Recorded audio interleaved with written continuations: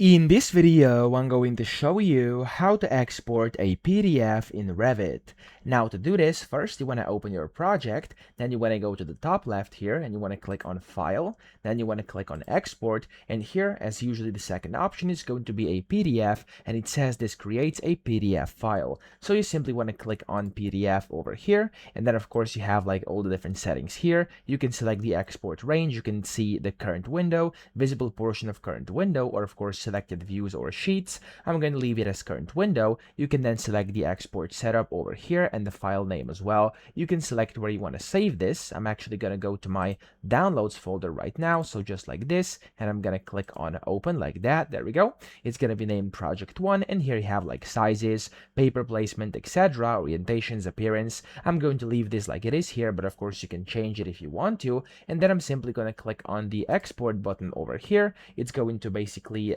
initiate this background task, as it says over here, and it may take a moment, and whenever that's done, you'll see that your PDF has been successfully exported into a folder which you selected. Okay, so usually this is quite quick, of course, depending on how many things you selected and how big your file is, but that's essentially all you have to do. So there we go. As you can see, it's now over here and the PDF has been exported. If I go and actually show this to you, it looks like this. Okay, and it's a PDF. So I hope this video helped you out. If it did, please subscribe to the channel and help me out as well.